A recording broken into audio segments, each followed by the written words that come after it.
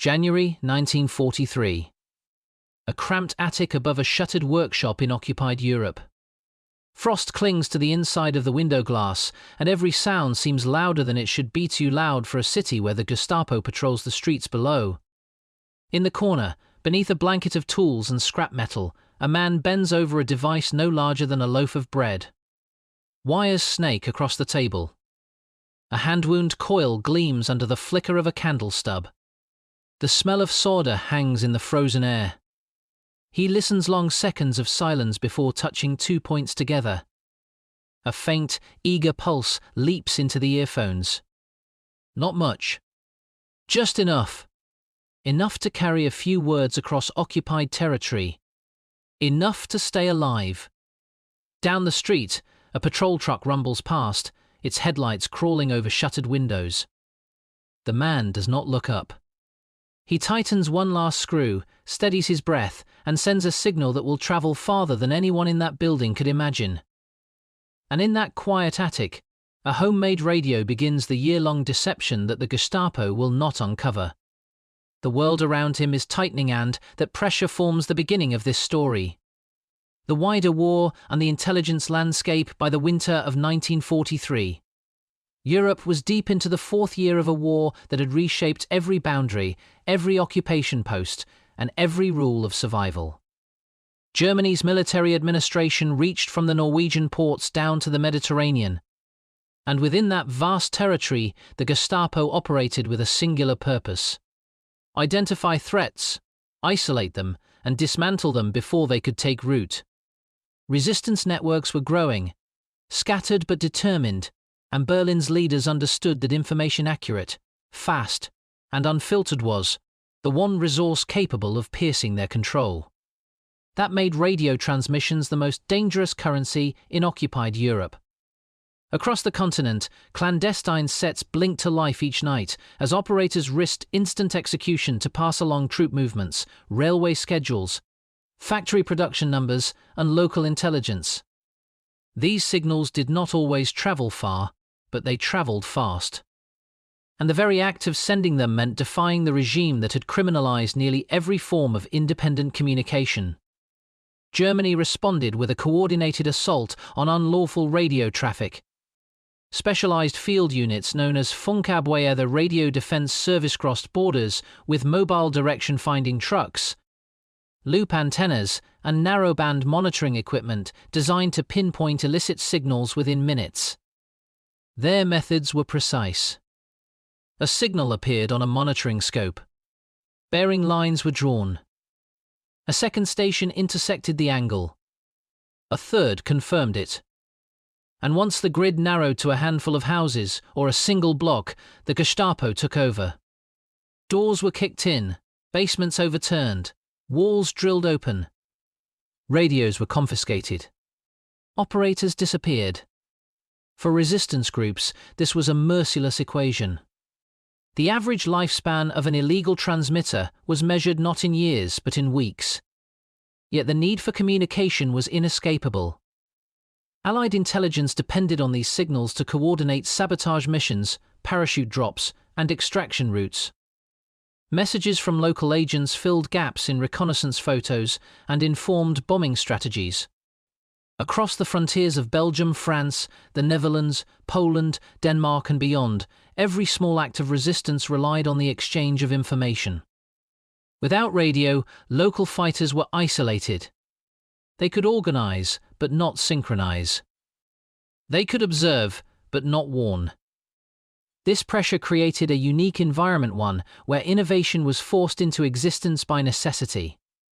Standard military radio equipment was bulky and easy for German units to detect. Factory-built civilian radios had been banned or seized. Anything capable of transmitting was marked for confiscation. That left only one path for those determined to keep speaking: improvisation. Homemade radios began to appear in sheds, barns, and basements. They were crude but clever. Many were assembled from scavenged parts, a doorbell transformer from a hardware store, capacitors stripped from a broken wireless set, antenna wire hidden in clothing seams. These devices were small enough to hide beneath floorboards, quick enough to assemble when needed, and simple enough to avoid the technical signatures German trackers expected. But not all homemade sets were equal. Some burned out quickly. Some drifted off frequency. Some radiated signals so wide and noisy that German monitors could detect them instantly. Only a few achieved something extraordinary, transmitting clearly while remaining practically invisible. That is where our story narrows. Not to an entire region, not to a full resistance movement, but to a single device and the people who trusted it. A radio so unassuming that its creator wrapped it in scrap wood to make it look less suspicious. So quiet on the spectrum that it blended into ambient noise. So carefully operated that it avoided the detection routines of one of the most feared security organizations in the world. For 12 months, an eternity in clandestine communication, it survived. But survival required more than engineering. It required discipline, timing, coordination, and a landscape of occupied territory where every wrong decision could end a life. It required understanding not just how radios worked, but how German counterintelligence listened. Every message had to be short. Every session unpredictable. Every frequency change deliberate. And every risk balanced against the value of what was being sent. As 1943 unfolded, Germany's grip tightened. Transport routes shifted. Forced labor deportations increased. Resistance cells reorganized after mass arrests. And Allied planners demanded even more information to prepare for future operations. Inside this tightening vice, the homemade radio continued its quiet work. Its story and the conditions that made it possible began in the occupied streets and rural outskirts where resistance networks struggled simply to stay alive. The local story underground networks and AMP radios roll across occupied Europe. Resistance networks did not appear fully formed. They grew in fragments. Neighbors, students, rail workers, teachers, craftsmen, ordinary people pulled together by circumstance rather than ideology alone. In the region where our story unfolds, the first cells formed within weeks of occupation. Small and cautious, they began with simple tasks: hiding documents, smuggling letters, gathering rumors about troop convoys passing through nearby roads. But as the war deepened, these early efforts evolved into structured underground organizations. Most networks operated in layers. Couriers linked safe houses. Collectors recorded troop movements.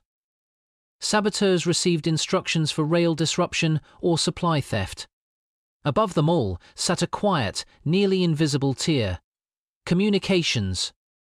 Without this tier, the network was deaf. It could act, but only blindly. The Allies understood this and pushed for more radio traffic, even as the danger grew. British and Polish intelligence services coordinated drop missions that included weapons, money, and, when possible, factory-made radio sets. But these deliveries were unpredictable and often intercepted. Some areas waited months for supplies that never landed. Some lost entire teams within days of receiving a new transmitter. German direction-finding units were relentless and efficient. Any network that relied solely on foreign equipment risked being extinguished. This scarcity led to a defining decision. Someone local had to build a transmitter. Radio enthusiasts existed everywhere, even under the occupation's suffocating restrictions. Before the war, amateur radio had been a flourishing hobby, with clubs, competitions, and enthusiasts who tinkered late into the night. Many of their sets were confiscated in the early years of German control, but their knowledge survived. They understood frequency drift, coil tuning, antenna load, and basic vacuum tube architecture. They also understood the risks. If the Gestapo discovered even the parts of a radio, loose tubes, variable capacitors, diagrams, they could treat it as evidence of espionage. So building a transmitter became a test of ingenuity. Parts had to be scavenged, not purchased. Anything bought from a shop risked surveillance. Old household radios were stripped in secret. Components were traded quietly between trusted hands. Copper wire came from burned-out motors. Wooden casings were carved from discarded crates. Every piece had a story. Every missing screw raised suspicion. Every solder burn on a fingertip could become an accusation. But the greatest challenge was concealment. German agents were trained to recognize military-style sets, and even improvised transmitters had a visual signature. Metal chassis, glowing tubes, exposed wiring. So the builder of this particular device chose a different path. Instead of mimicking a radio, he disguised it as something harmless, a rough wooden box that looked like scrap. A thing no patrol would bother carrying away. The internals were compact, the layout intentional, the power draw minimal. It produced a signal narrow enough to blend into background noise, and a power output low enough to avoid long-distance detection unless the operator wanted to push it. In the resistance network, the device was assigned to a small team. An operator, a lookout, a courier for message intake, and an alternate operator in case of arrest. Their duties were rigid. No one used the radio alone. No one stayed longer than necessary. Messages were prepared in advance, encoded, and rehearsed so the operator could transcribe them quickly into taps and tones. Sometimes an entire transmission lasted less than 30 seconds. The Gestapo's local presence made caution essential. Patrols changed routes without warning. Raids occurred during meals, at dawn. After curfew any time, fear would amplify the impact. Informants were paid in ration coupons or protection promises. A careless whisper could undo weeks of work. This climate of suspicion shaped everything the radio team did. They selected attics with limited line of sight. They positioned antennas along rooftops covered in snow or debris to mask their lines. They rotated locations frequently, never transmitting from the same house twice in a row. Lookouts memorized patrol rhythms. Couriers carried messages in tiny rolls hidden inside fountain pens or tucked behind jacket seams. And always, the operator watched the clock. Every second with the transmitter energized was a second closer to German triangulation. Yet despite the fear, information flowed. Railyard counts. Convoy direction reports. Factory output schedules. Police deployment changes. Weather patterns for Allied planners. Each message strengthened the broader war effort.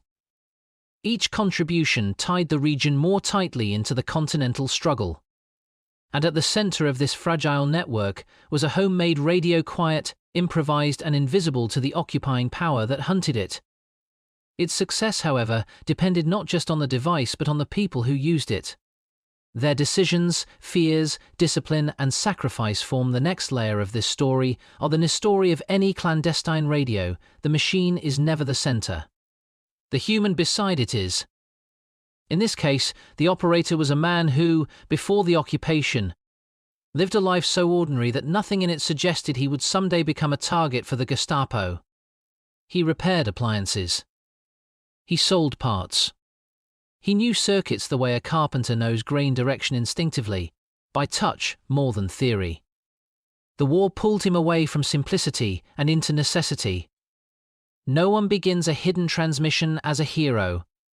He began with hesitation. Each time he sat before the wooden box, he felt the calculation of risk settle in his chest. The rules were clear. A single mistake could place an entire district in danger.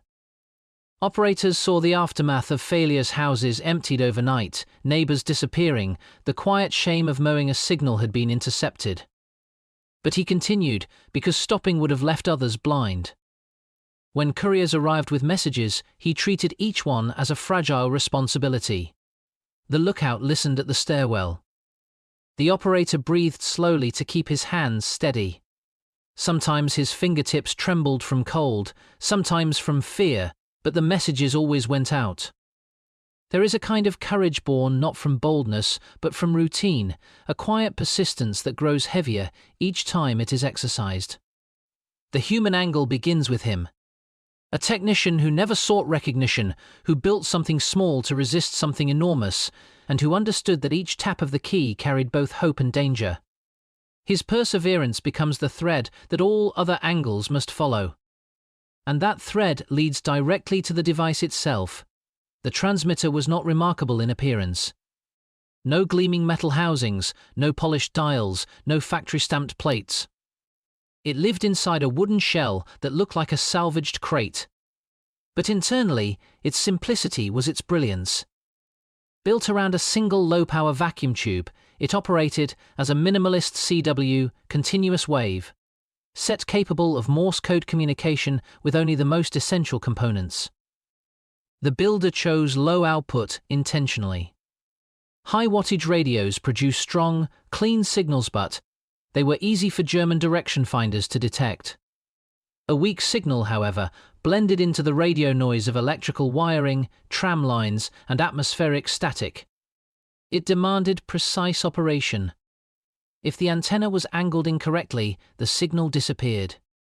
If the operator pressed the key too hard, harmonics could drift into monitored bands. But when used properly, the device whispered instead of shouted. Inside the box, the coil was hand-wound, each turn spaced carefully.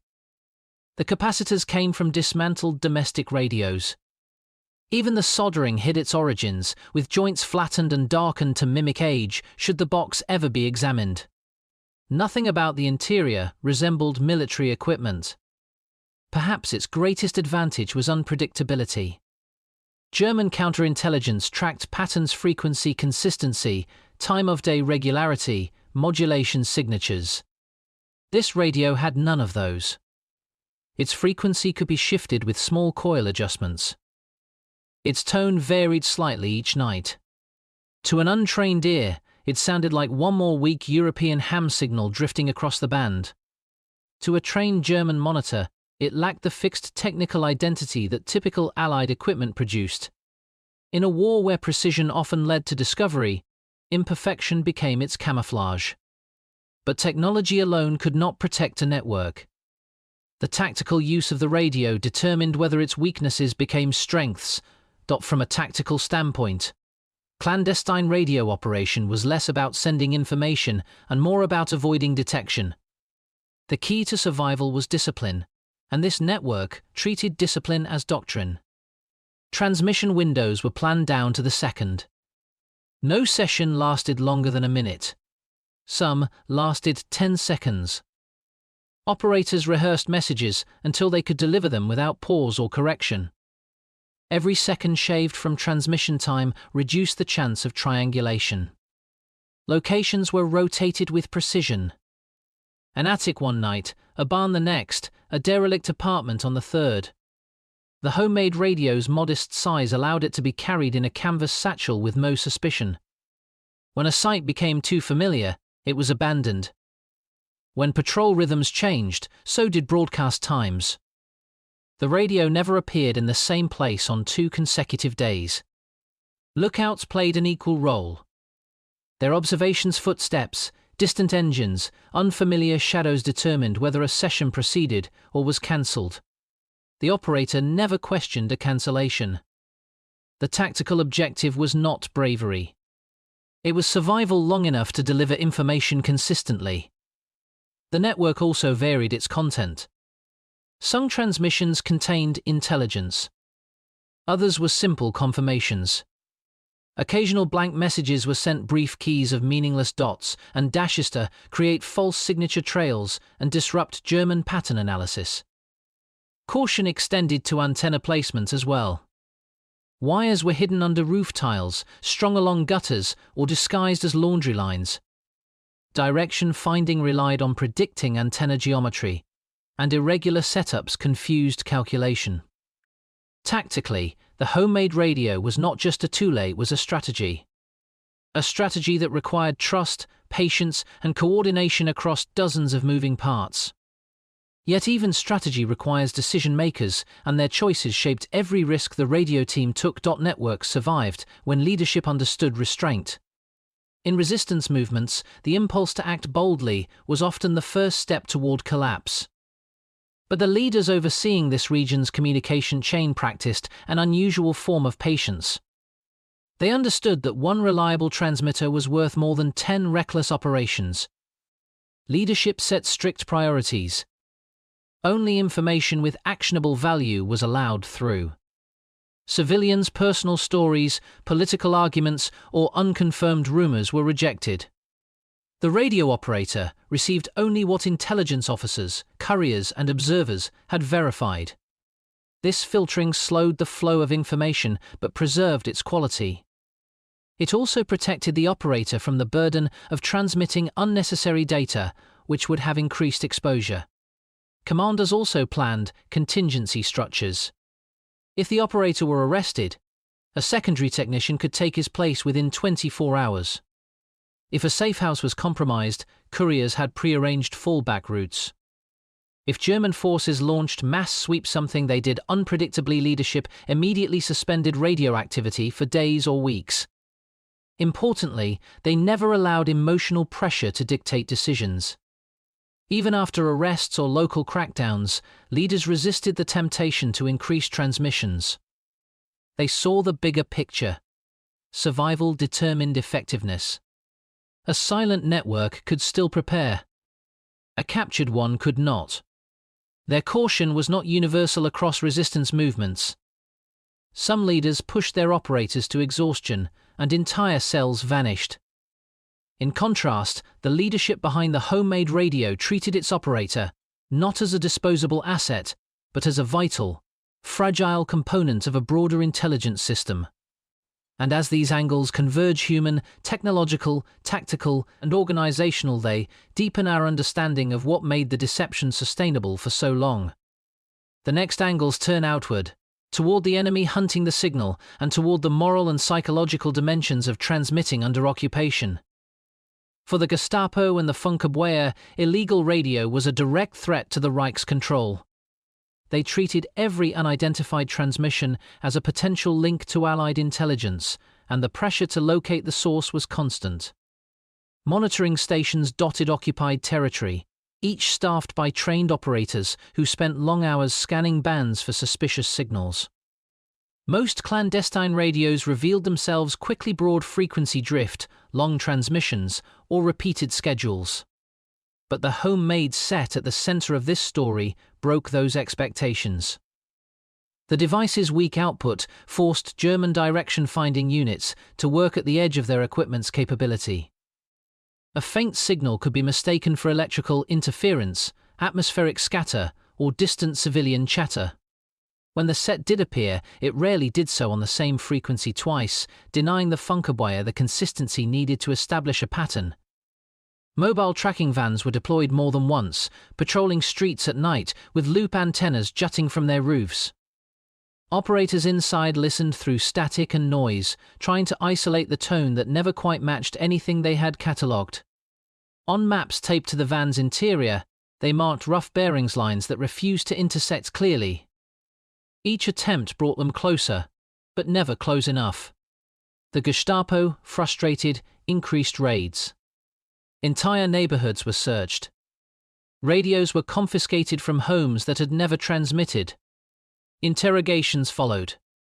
The pressure on the population intensified, but the homemade transmitter continued working, its operators shifting locations before the enemy fully understood what they were hearing. To the German forces, the signal was an irritation: persistent, elusive, and strangely inconsistent. To the resistance, that inconsistency was intentional. For a year, the enemy hunted a ghost. Every clandestine radio carried a moral weight far heavier than its physical size. Each transmission jeopardized not only the operator, but everyone nearby. Neighbors, residents of adjacent buildings, even passers-by could become collateral victims of German retaliation. The decision to transmit was, therefore, never taken lightly.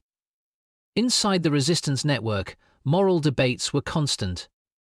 Was a single piece of intelligence worth the possibility of mass arrest? Could one operator decide the fate of an entire street?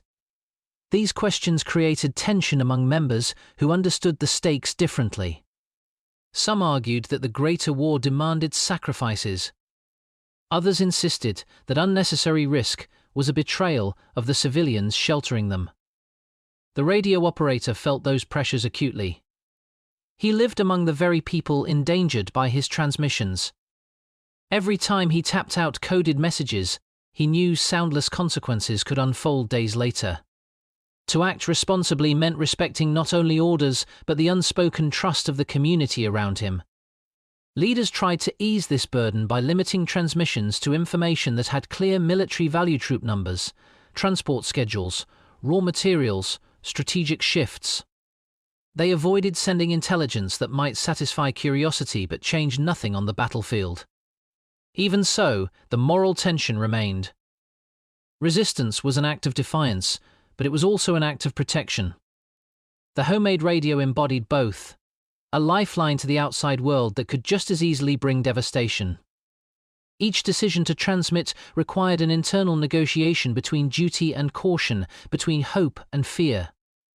And in the background of every choice lay the psychological weight that shaped how the network endured. Life under occupation was a study in pressure slow, grinding and unrelenting.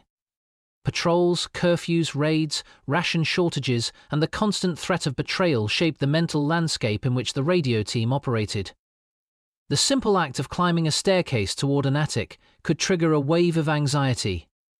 The operator learned to breathe shallowly, listen for distant engines, and pause when floorboards creaked.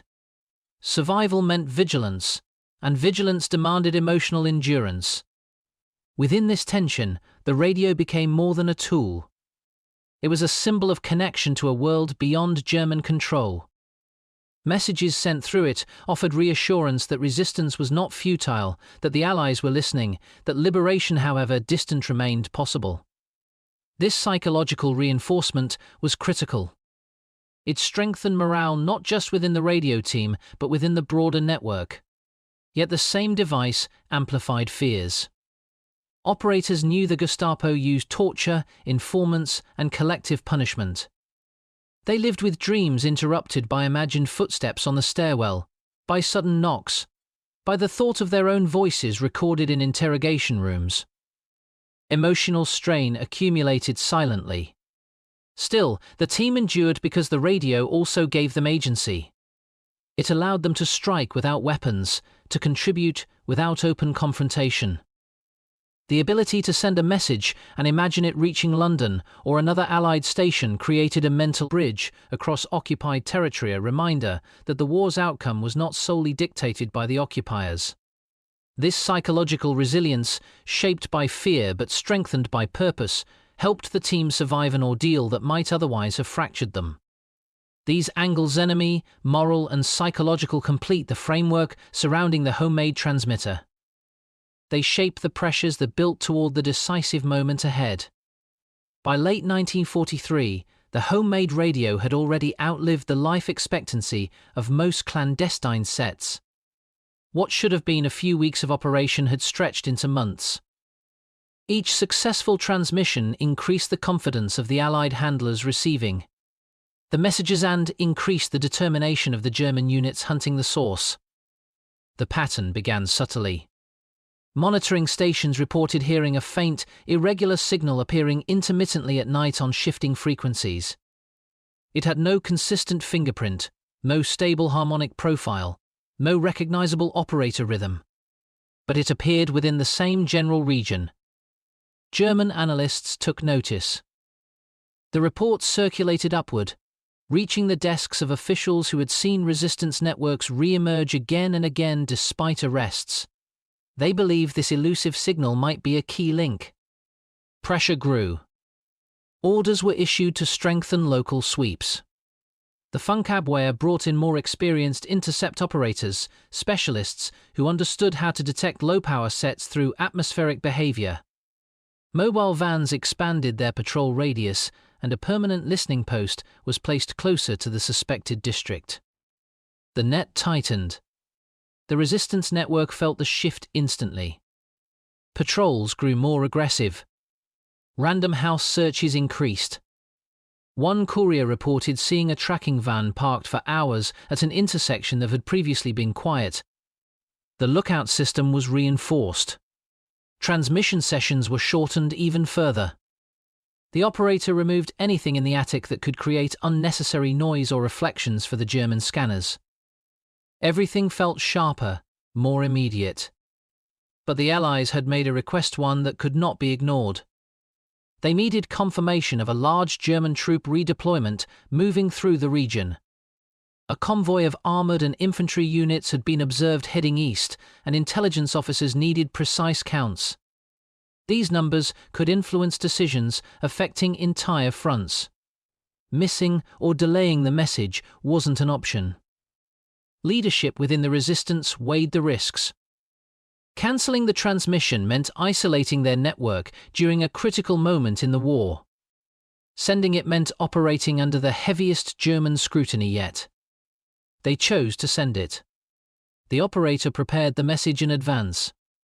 Every digit, every letter, every code group was rehearsed. The goal was speed and clarity. The courier brought the final numbers just after dusk, slipping through back alleyways to avoid patrols. The lookout reached the attic first, scanning the street from behind a narrow slit in the shutters. Everything seemed normal. No vans. No unusual echoes of boots on pavement. The operator took his seat, placed the earphones on, and waited for the exact transmission window. But that night, the Germans were also waiting. In the intercept station south of the district, a pair of German operators had been assigned specifically to monitor the faint irregular signal. They had been briefed on the homemade transmitter's behavior. They expected it to appear near a new frequency range based on the last scraps they had captured. When the moment came when the set flickered to life, the German scope registered it immediately.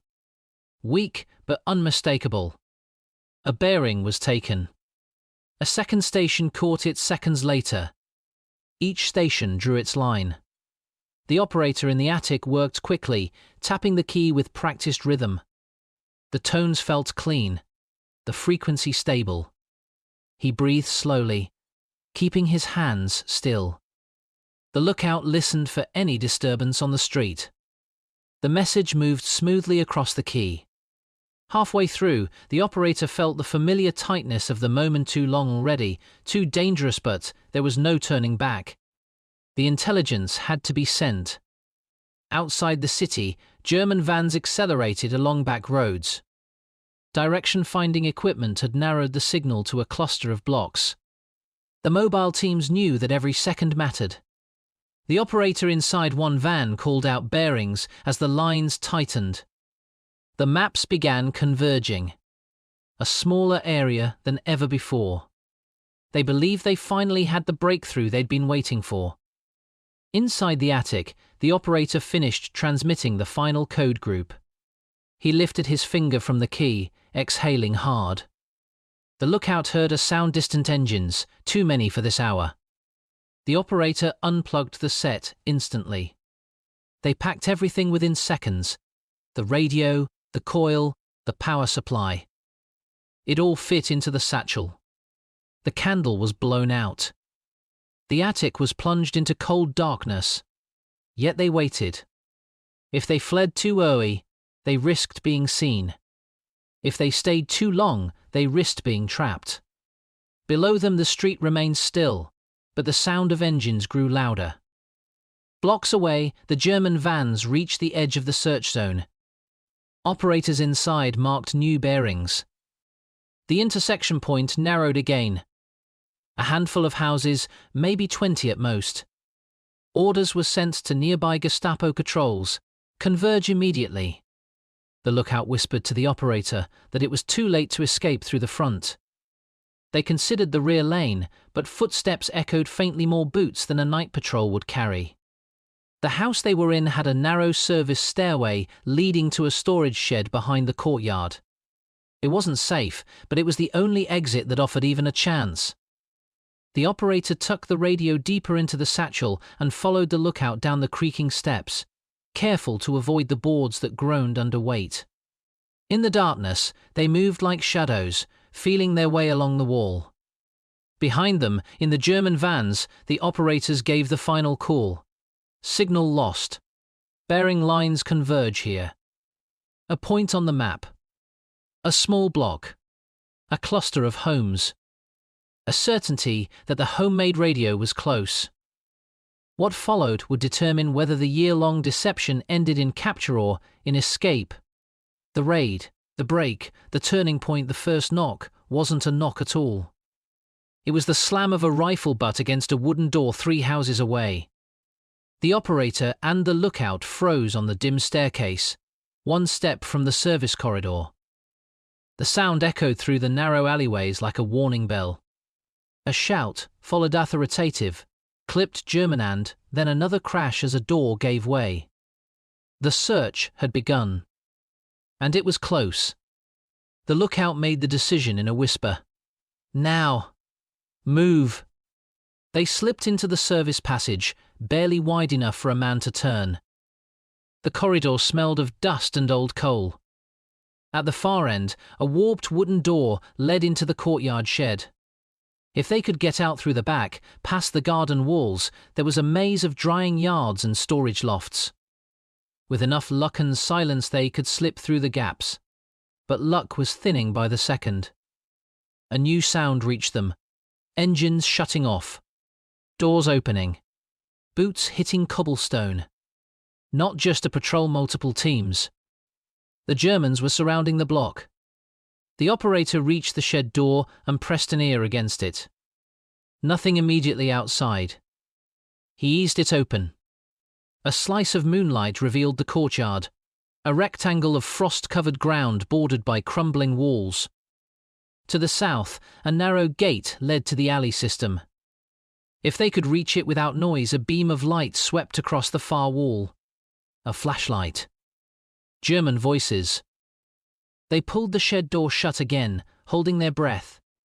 The patrol was inside the courtyard. The lookout pointed upward. Above the shed, a low roof slanted toward the neighboring house. The tiles looked brittle, but the drop on the other side was only a few feet. If they could climb onto the roof, they might cross into the adjoining yard unseen. It wasn't a plan, it was a gamble, but it was the only path not already crawling with soldiers. The operator slung the satchel over his shoulder and stepped onto a stack of crates. The wood shifted with a groan. Too loud. He froze. Outside, the footsteps halted. German voices murmured. A flashlight beam pierced the cracks in the shed wall. The lookout pushed him upward quietly, urgently. They climbed, moving with agonizing slowness, fingers searching for holds in the rough plaster. Then a shout. A soldier had noticed the crates beneath the shed door. The operator pulled himself onto the slanted roof as the lookout followed. Boots thundered toward the shed. A rifle butt hammered the door. The hinge held for one blow, but on the third strike it splintered inward. The lookout reached the roof seconds before the Germans burst into the shed. A beam of light swept upward, catching a shadow. A shout. A gunshot cracked the night. The 2 resistance members dropped flat against the tiles as splinters flew past. The lookout pulled the operator toward the far edge. Below them lay the neighboring yard and safety, if they survived the drop. Another shot. A tile shattered. They jumped. The landing knocked the air from their lungs, but they were moving again instantly, scrambling behind a low tool bench. Voices came from the other side of the wall. The Germans had split their forces. They were closing in from both directions. The lookout signaled left. A narrow passage between 2 sheds offered cover. They darted through it, shoulders scraping the walls. On the other end, a small wooden gate sagged on its hinges. Beyond it was a rear service lane stretching toward the old textile workshop district. But as they reached the gate, the operator heard something that froze him. German boots scumming up the lane. Another team. The trap was closing. The lookout scanned desperately for another exit. Their eyes locked on a gutter pipe running up the side of a storage loft. It led to a flat rooftop 2 stories above. If they could climb it, they might reach the old workshop rooftops, which connected like a patchwork highway. It was risky. Exposed. Slow. But it wasn't blocked by Germans. They went for it. The lookout climbed first, gripping the cold metal pipe. The operator followed, the satchel banging softly against his back. Shouts erupted. Behind them the German patrol had reached the gate. A flashlight beam swept the lane. Another shout. Another shot. Bullets sparked against the wall. The lookout reached the roof's edge and pulled themselves over. They extended a hand, gripping the operator's wrist and hauling him up just as a third shot chipped masonry inches from his boot. They rolled onto the rooftop, gasping, then crawled low across the flat surface. From this height, they could see the entire block swarming with search teams. Lights flickered in windows where residents were dragged awake. Vans idled at corners. The entire district was sealed. But the roof network stretched ahead, dark, silent, interconnected. If they could cross 4 more buildings, they could reach a warehouse with a forgotten maintenance hatch that led into the old sewer runnels. From there, escape was possible. Behind them, the Germans reached the base of the building. Flashlight beams swept the walls, searching for the route the fugitives had taken. Dogs began barking. Handlers were preparing to bring them in. A shout went up. "There on the roof!" The chase was now vertical. The 2 resistance members sprinted across the rooftop, boots slipping slightly on the frost. They reached the edge and leapt to the next building, landing hard. The operator felt the radio equipment jolt in the satchel. He clutched it tighter. Losing the set meant losing their entire intelligence lifeline. But preserving it might cost them their lives. German boots clattered up a metal fire escape behind them. Another rooftop. Another jump. Distance blurred. Breath burned. Every step was a calculation, every shadow a potential hiding place or death trap. At last, they reached the warehouse roof. The lookout found the maintenance hatch exactly where they remembered. A rusted ring handle. It resisted at first, frozen shut, but with a forceful jerk, it broke free. The hatch lifted. A black void yawned below. The lookout slipped inside first. The operator moved to follow but paused. A silhouette had appeared on the rooftop edge behind them. A German soldier. Rifle raised. The operator dove into the hatch as the rifle fired. The hatch slammed shut above them. The bullet never reached its mark. And in the darkness of the old maintenance shaft, the 2 fugitives began their descent into the city's hidden underworld, carrying with them the radio that had nearly condemned them, and the message that might yet help turn the war. The descent, the escape, the breaking point, the fall into darkness was short, but the shock of landing sent a jolt through the operator's legs. The air below the warehouse was cold, colder than the streets above, rich with the scent of mold and rusted metal. Somewhere in the black, water dripped steadily. The lookouts pulled out a small pocket torch, shielding the beam with their fingers to keep it faint. They were standing inside a forgotten maintenance shaft carved into the building decades earlier, when the textile district still ran on steam and coal. Narrow brick walls pressed close around them. A ladder, half-eaten with rust, descended further into the gloom. Above them, boots clattered across the warehouse roof. Shouts echoed. The Germans had found the hatch. The fugitives exchanged no words. There was nothing left to say, only movement. They climbed down the ladder. It creaked under their weight, sending rust flakes drifting like dust motes. The torch beams skittered across the walls, revealing old pipes and a tangle of abandoned wiring. 50 rungs down, the shaft opened into a brick tunnel barely tall enough to stand in. The lookout led the way. The tunnel angled downhill, carrying them into the city's subterranean skeleton. Every sound, every breath, every shoe scrape seemed amplified. The operator felt the satchel pressing against his side, the weight of the radio suddenly immense. It wasn't just equipment. It was a year of deception. A year of transmissions carried across borders. A year of buying time for people who would never know the names of those who risked everything to warn them. The tunnel twisted again left, then sharply right. The air grew thicker, warmer. A faint rumble vibrated through the bricks, water moving in a larger passage ahead. They reached an intersection. The torch revealed a round opening leading into a storm drain where runoff water trickled past. The current was shallow but steady, reflecting thin threads of light. This was their way out. They entered the drain and began walking downstream, water soaking their boots, numbing their feet. The brick arch above them curved low.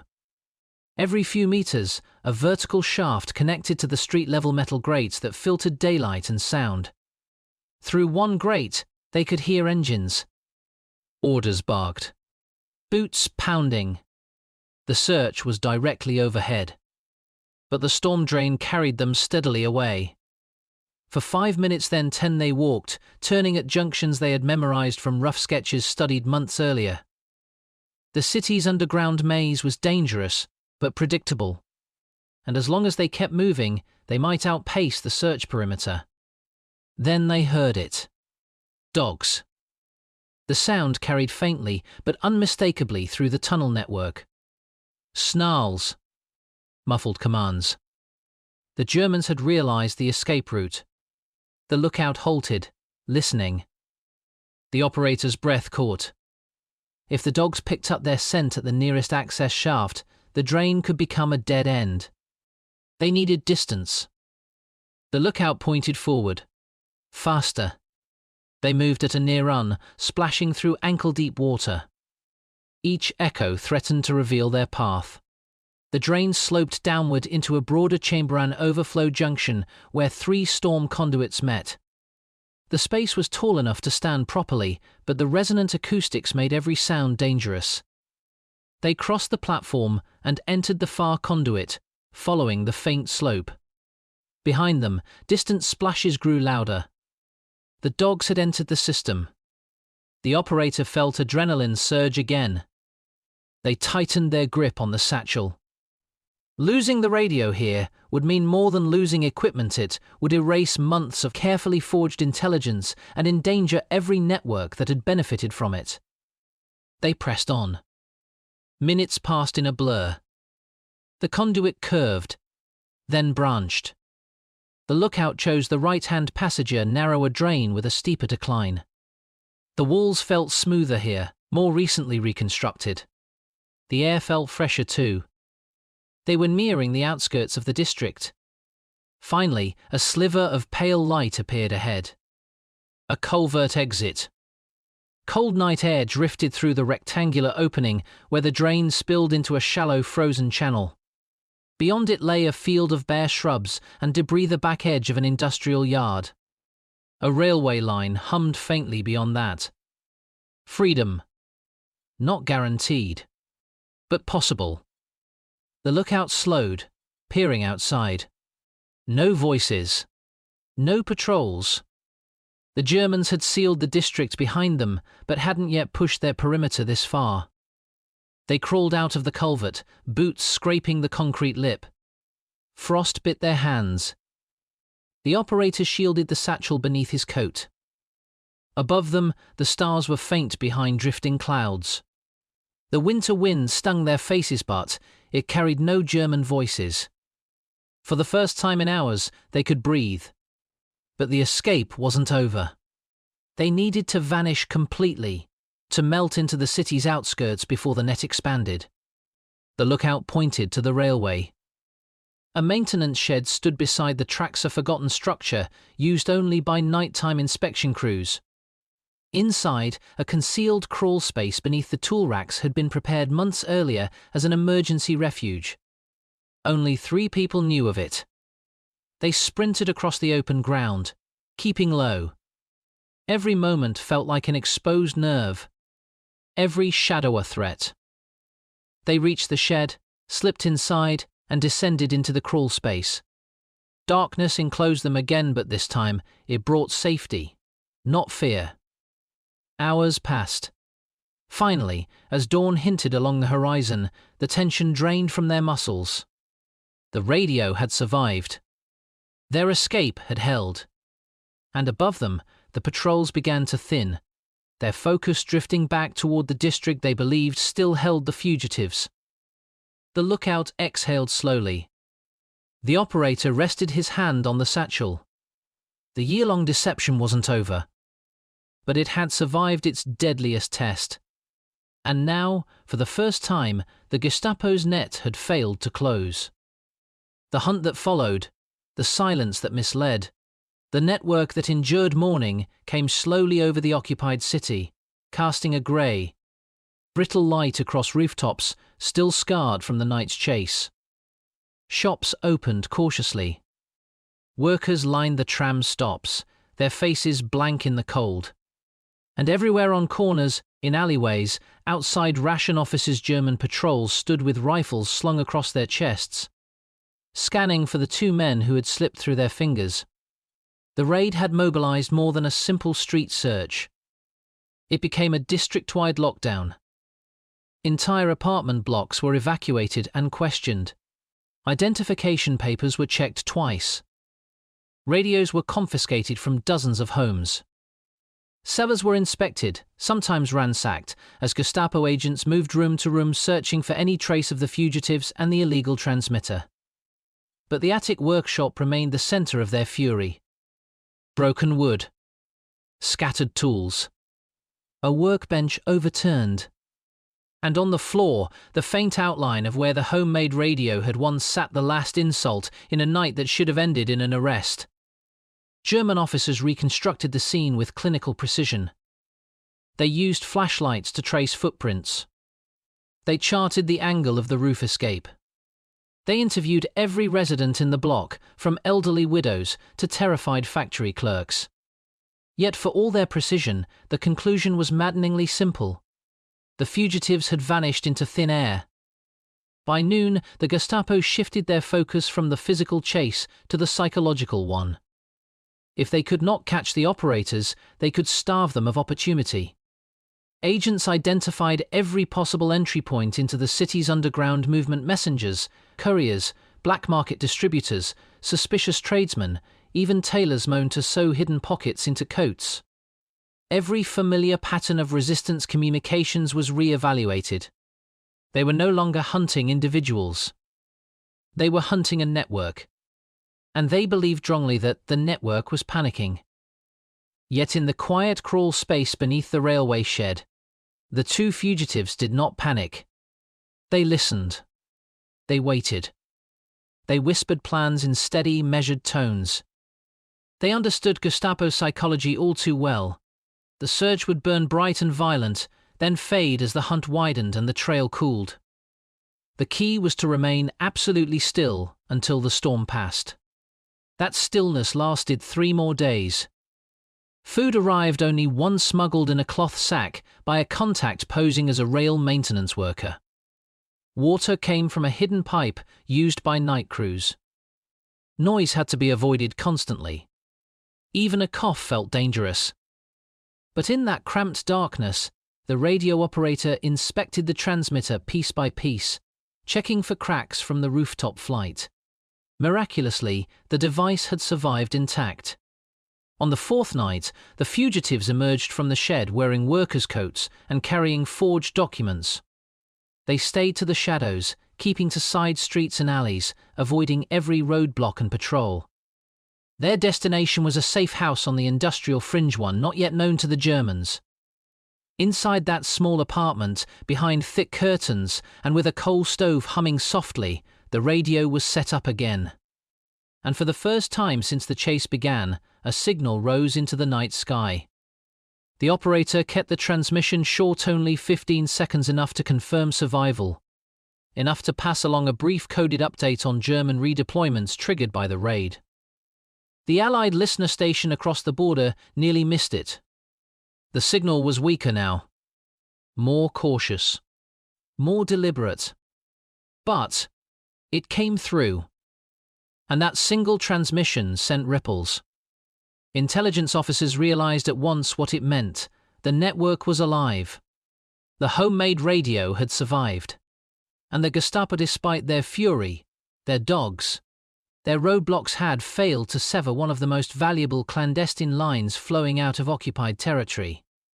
Meanwhile, inside the city, the Germans reached a very different conclusion. one that worked in the fugitives' favor. They believed the operators had fled the region entirely. They saw no other explanation for the complete silence following the raid. They assumed the chase had driven the resistance cell to abandon its equipment or escape to the countryside, breaking the radio chain. And so, within 2 weeks, the intensity of the hunt diminished. Patrols returned to normal patterns. Roadblocks were dismantled. The net loosened. What no one in the Gestapo realized was that the silence had been deliberate, weaponized even. A fake. A deception. The same quality that had allowed a homemade transmitter to fool them for nearly a year. And that deception was about to continue more dangerous and more consequential than before. The return of the signal, the Gestapo's blind spot, the legacy of a year undercover 2 weeks after the raid. As winter winds swept across the city's chimneys and the nightly curfew drove the streets into silence, a familiar pattern of static flickered onto Allied listening posts across the border.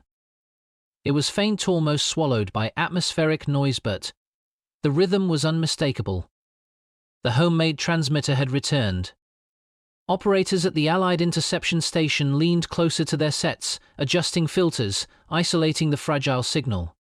They knew this operator. They recognized his pacing, the way he tapped out characters with a precise, almost mechanical steadiness. The brief silence that followed each block of code. The signature of a man who never wasted a second. When the message finished, the room stayed quiet for a moment. Because the meaning was clear. Despite a Gestapo raid, despite a citywide lockdown, despite the destruction of their safe house, the radio cell had not broken. It had adapted. And the intelligence flowing out now carried new weight. The operator reported on troop movements redirected after the failed raid. He noted subtle changes in patrol schedules, shifts in order of battle distribution, and new defensive positions erected at rail junctions. He described increased surveillance around industrial complexes, evidence of German concerns that the resistance might target factories supplying ammunition and vehicle parts. And woven through the shorthand was a second message, invisible to anyone but those trained to recognize it. The network remained operational. Back inside the occupied city, the Gestapo analyst reviewing communication intercept logs came to a different conclusion entirely. When they detected faint transmissions weeks later, they dismissed them. The frequency was similar, but the signal strength was off. The timing didn't match the old pattern. And the source triangulation suggested a new quadrant of the city. They assumed these were the work of a separate cell. Or worse, amateur operators. The idea that the same ghost transmitter had returned seemed impossible to them. They had stormed the attic, unleashed dogs across the district, interviewed dozens of residents, and monitored every alleyway. Their searches had been thorough. Their confidence absolute. They believed they had driven the original operator out. In reality, their belief was a carefully nurtured illusion, one the resistance cell exploited with precision. The new safe house, hidden within the industrial sprawl, sat mere blocks outside the zone the Gestapo considered likely.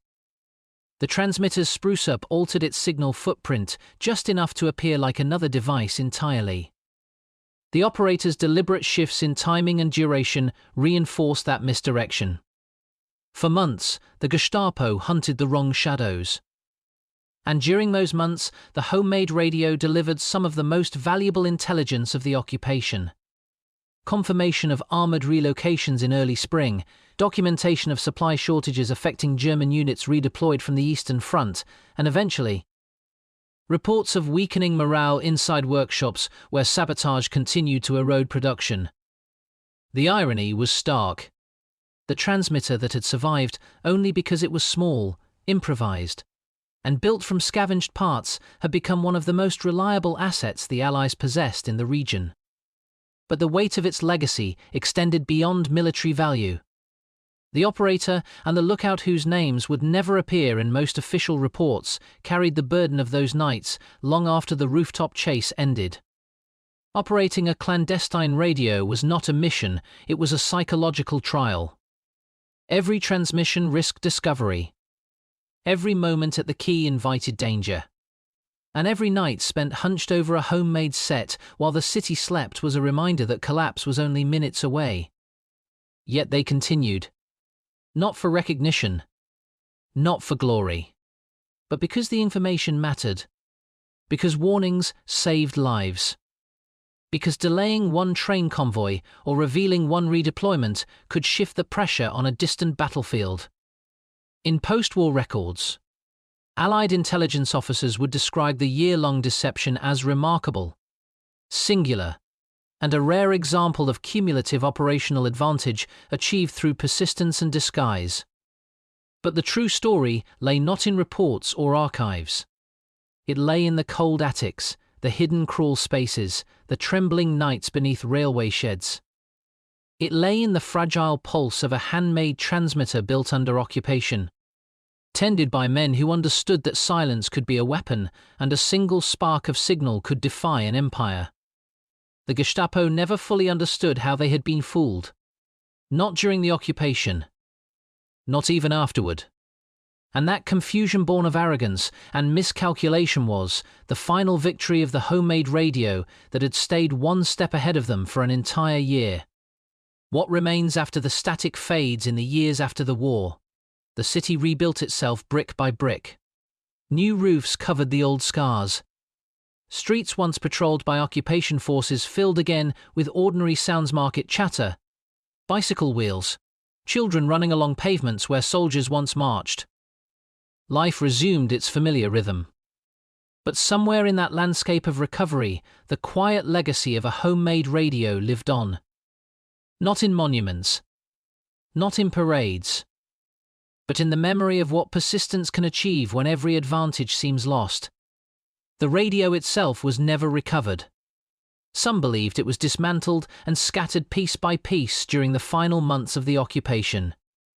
Others claimed it was hidden in a wall cavity somewhere on the industrial fringe, where dust and rust slowly erased its shape. Whatever its fate, the device had already fulfilled its purpose.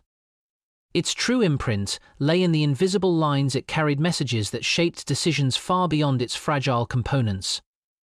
Information that helped guide resistance cells, inform Allied analysts, and weaken the confidence of an occupying power that believed it understood everything happening beneath its boots.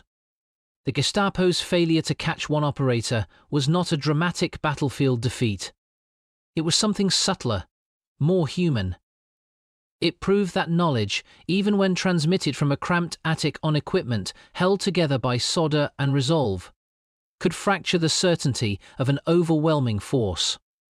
And the men who kept that transmitter alive, moving through attics, rooftops, tunnels, and shadows, left behind a reminder that endurance is its own form of defiance.